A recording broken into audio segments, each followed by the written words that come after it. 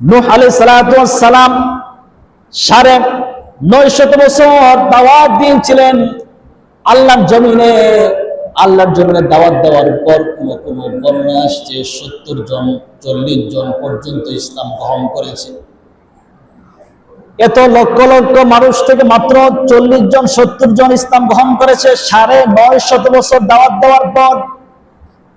950 বছর দাওয়াত দেওয়ার পর মাত্র 40 থেকে 70 পর্যন্ত ইসলাম গ্রহণ করেছে। আল্লাহর কাছে নূহ আলাইহিস সালাতু ওয়াস সালাম দোয়া করেন, হে আল্লাহ তাআলা, এই মানুষগুলো যদি থাকে আগামীতে সমস্ত মানুষদেরকে কাফের নাস্তিক মুরতাদ বানিয়ে ছাড়বে, আপনি তাদেরকে ধ্বংস করে দেন।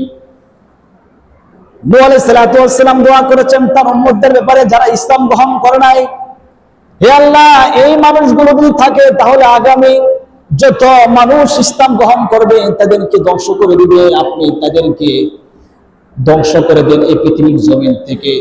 আল্লাহ তাআলা তার দোয়াকে কবুল করে নিলেন।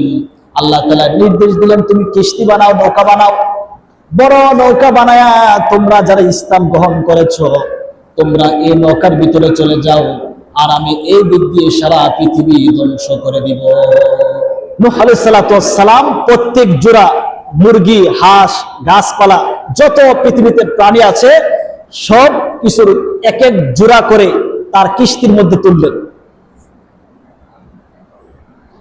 এই নৌকা দীর্ঘদিন যাবৎ পানির উপর দিয়ে চলতে থাকে। এক পর্যায়ে জুদি নামক পাহাড়ে অবস্থান করে এই মুহররমের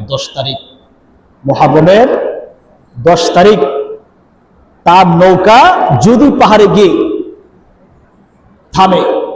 তাহলে এই মুহররমের 10 তারিখ নূহ আলাইহিস সালাতু ওয়াস সালামের নৌকাটা জুদি পাহাড়ে থেমেছিল। সকলে বলেন সুবহানাল্লাহ।